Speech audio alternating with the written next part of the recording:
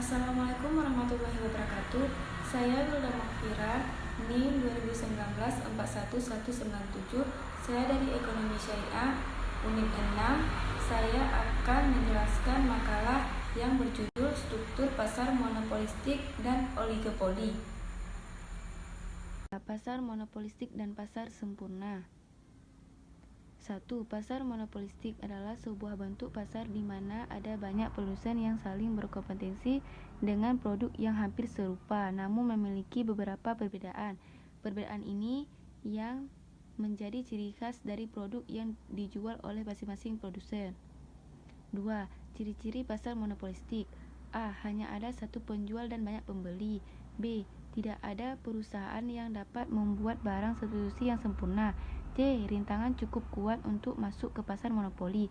D. Pembeli tidak punya pilihan lain dalam membeli barang. E. Keuntungan hanya terpusat pada satu perusahaan. F. Hanya ditentukan oleh perusahaan. 3. Pasar sempurna. Pasar persaingan sempurna adalah pasar yang di dalam terjadi transaksi antar penjual dan pembeli dalam bentuk penawaran dan permintaan produk. 1. Ciri-ciri pasar persaingan sempurna. Harus ada penjual dan pembeli yang jumlahnya sama banyak. Pedagang bebas menutup atau membuka usaha. Barang yang dijual harus bersifat homogen. Penjual dan pembeli mengetahui informasi harga yang jelas. B. Keseimbangan pasar monopolistik. Bentuk keseimbangan jangka pendek dan jangka panjang pada pasar monopolistik adalah dalam jangka pendek keseimbangan pasar monopolistik adalah kurva permintaannya lebih elastis. C. Kelebihan dan kekurangan pasar monopolistik. Kelebihan pasar monopolistik. Banyaknya produsen dalam pasar sehingga konsumen memiliki banyak alternatif produk. Kekurangan pasar monopolistik. Banyaknya produsen dalam pasar membuat persaingan yang ketat. D. Pasar oligopoli karakteristik. Pengertian pasar oligopoli.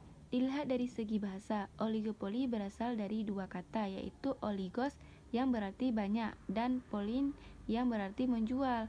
Jadi secara bahasa, oligopoli berarti penjual dalam jumlah banyak.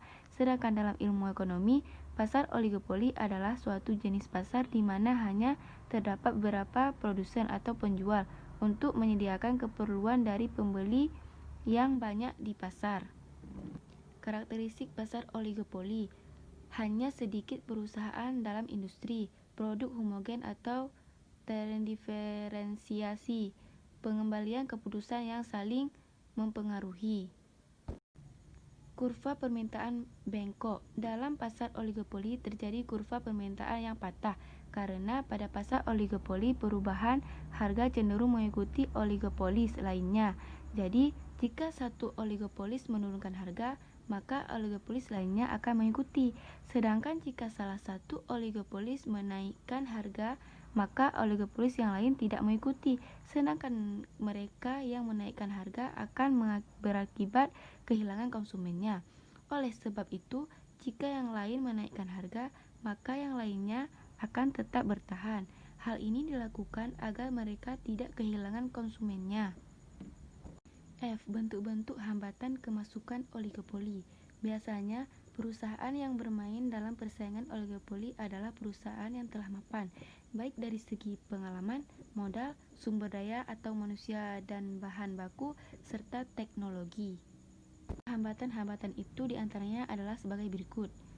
A. Skala ekonomis. B. Ongkos produksi yang berbeda. C. Keistimewaan hasil produksi. Contoh pasar monopoli. A. PT PLN, Pindam, PT Telkom, PT Carrefour Indonesia. B. PT KAI yang sampai sekarang belum ada pesaing atau perusahaan yang sejenis. Sekian dari saya. Assalamualaikum warahmatullahi wabarakatuh.